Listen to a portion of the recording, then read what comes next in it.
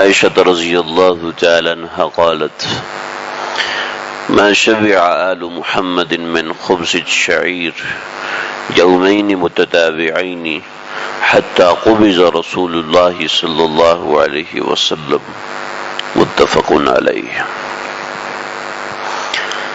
حضرت سیدنا عائشہ رضی اللہ تعالی عنہا ارشاد فرماتی ہیں کہ محمد رسول اللہ صلی اللہ علیہ وسلم کے اہل بیت نے کبھی بھی 2 روز مسلسل جو کی روٹی سے پیٹ نہیں بھرا یہاں تک کہ رسول اللہ صلی اللہ علیہ وسلم وفات پا گئے. حضرت عائشہ ارشاد فرماتی ہیں کہ محمد صلی اللہ علیہ وسلم کہ اہل بیت نے کبھی بھی 2 روز مسلسل جو کی روٹی سے پیٹ نہیں بھرا یہاں تک کہ رسول اللہ صلی اللہ علیہ وسلم نے وفات پائی. حضور صلی اللہ علیہ وسلم کا یہ تکلیف برداشت کرنا مجبوری کی وجہ سے نہیں تھا، بلکہ اللہ نے تو آپ صلی اللہ علیہ وسلم پر زمین کے خزانے بھی پیش کیے تھے اور حکم بھی ہوا تھا کہ اگر آپ کہیں تو مکہ کے پہاڑوں کو سونا بنا دیں، لیکن پھر بھی آپ نے فقر کو اختیار فرمایا اور عرض کیا کہ اے اللہ، مجھے پسند ہے کہ ایک دن بھوکا رہوں تاکہ صبر کروں، ایک دن کھا کے سیر ہو جاؤں تاکہ شکر کروں. اور آپ صلی اللہ علیہ وسلم کے اوپر فتوحات سے جو مال آتا تھا وہ سارا امت میں تقسیم فرما دیتے تھے. آپ صلی اللہ علیہ وسلم کے اس طرز زندگی کے گزارنے سے بڑی تسلی ہے امت کے فقراء اور مساکین کے لیے، اور امراء کے لیے سبق ہے کہ اپنی حاجات پر مساکین کو ترجیح دیں. یہ فرمایا کہ ما شبع آل محمد من خبز الشعیر، کہ 2 روز کبھی ایسا نہیں ہوا کہ ایک دن کھانا کھایا ہو اور اگلے دن بھی کھانا نصیب ہوا ہو.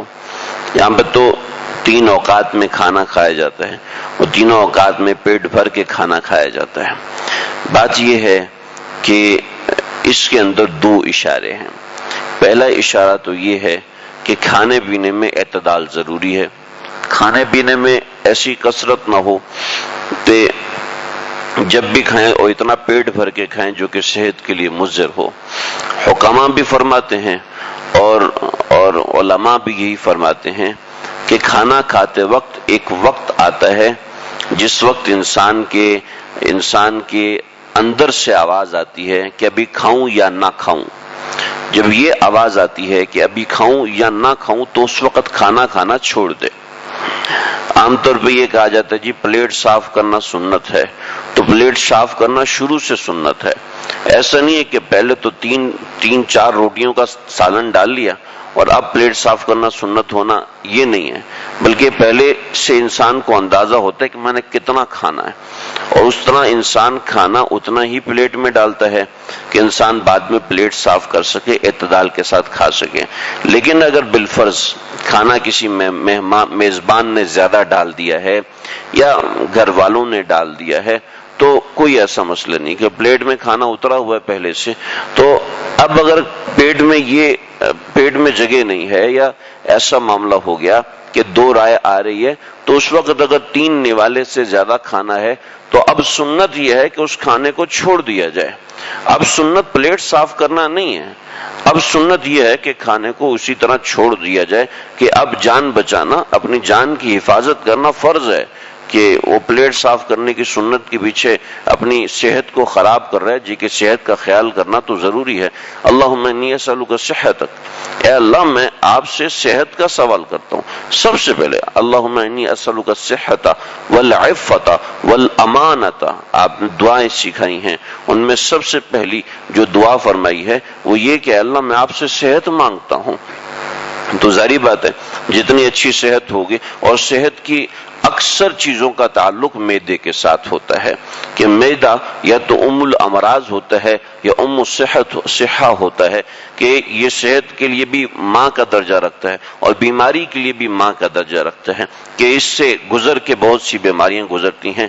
اور آج کے حکماء اور آج کے ڈاکٹر بھی یہی کہتے ہیں کہ بہت سی بیماریوں کا تعلق کھانے پینے سے ہوتا ہے، اور بہت سی کہ اکثر بیماریوں کا تعلق جو ہے وہ کھانے پینے سے ہوتا ہے. اگر کھانے پینے میں احتیاط رکھی جائے پہلے تو یہ ہے کہ کتنا کھانا ہے، اس کے بعد یہ ہے کہ کیا کیا کھانا ہے۔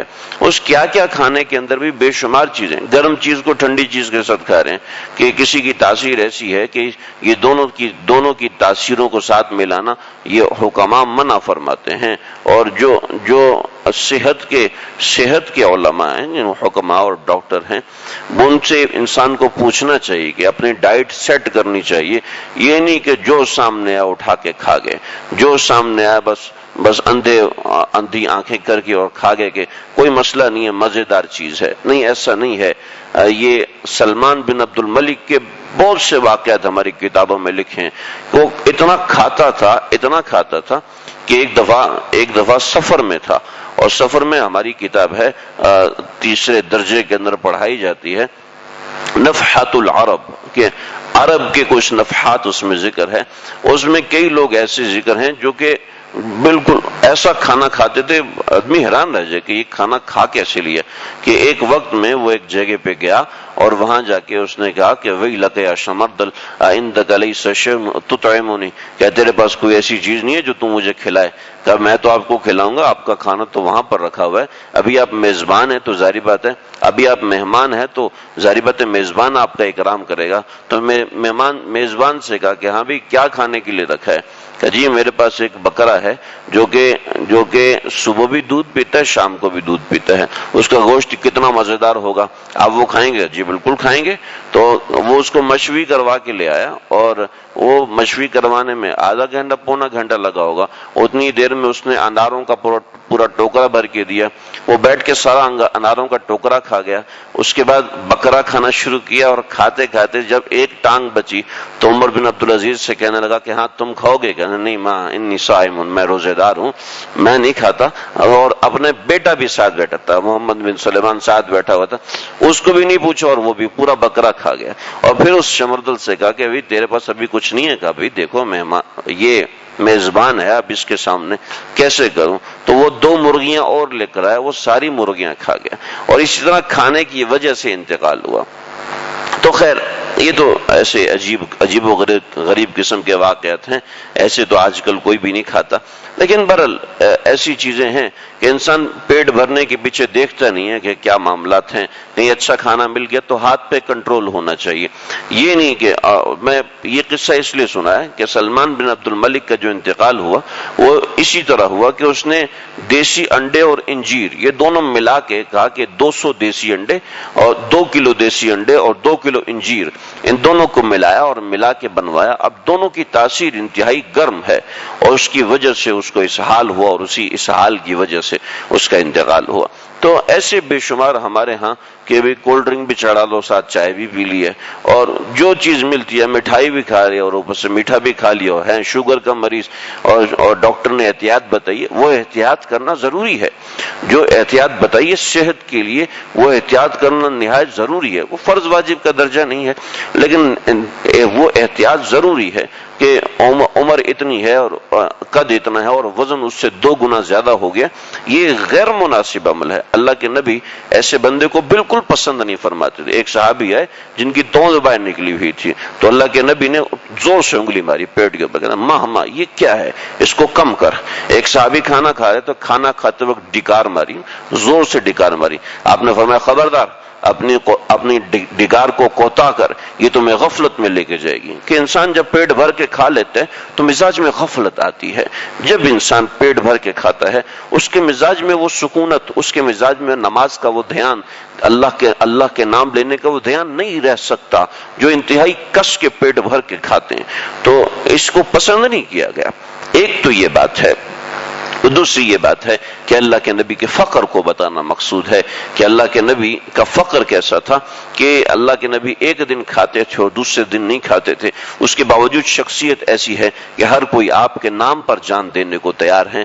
انسان کا کردار ایسا ہو تو اس کے پاس مال ہو یا نہ ہو تو اس کی مال کی کوئی پرواہ نہیں ہوتی، اصل انسان کا کردار ہے، اور اس کردار کے بنانے کے لیے مال کی کوئی ضرورت نہیں ہوتی کہ انسان کے جی فلانے کے پاس تو اتنے وسائل ہیں اس وجہ سے وہ ترقی کر رہا ہے، فلاں ملک کے پاس یہ وسائل ہیں اس وجہ سے وہ ترقی کر رہے ہیں. نہیں، اصل ترقی کرنے کے لیے وسائل کی ضرورت نہیں ہوتی.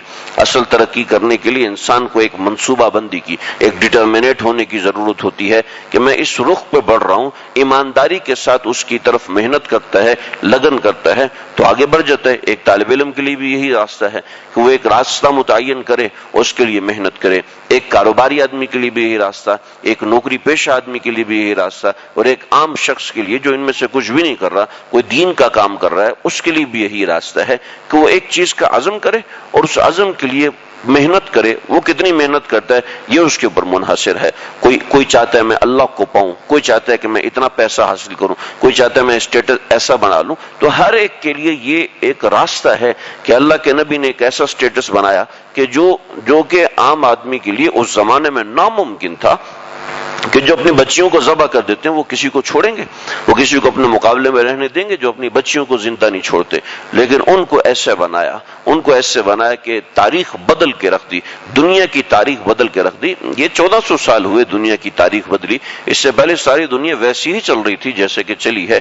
جیسے کہ صرف پہلے 4 انبیاء گزرے جن کو اولو العزم پیغمبر کہتے ہیں، جنہوں نے دنیا کی تاریخ بدلی. سیدنا ابراہیم علیہ السلام، سیدنا حضرت موسیٰ علیہ السلام، سیدنا حضرت داؤد علیہ السلام اور سیدنا حضرت عیسیٰ علیہ السلام، اور 5ویں ہیں ہمارے نبی کہ جنہوں نے دنیا کی تاریخ بدلی. ان کو کہتے ہیں اولو العزم پیغمبر. تو یہ اولو العزم تھے، تو انہوں نے اور اولو العزم ہونے کا یہ راستہ ہے کہ کھانے کا یہ حال ہے کہ گھر میں ایک ٹائم کا کھانا نہیں ہوتا تھا، اور لیکن کیا ہے ایسا ہے کہ دنیا کا نقشہ بدلی کر دیا. تو یہ محنت کے اوپر منحصر ہوتا ہے. اللہ کے نبی ہمارے لیے رہنما بن کے گئے ہیں. اللہ ہمیں رہنمائی حاصل کرنے کی توفیق عطا فرمائے، سمجھنے کی اور عمل کرنے کی توفیق عطا فرمائے. ربنا تقبل منا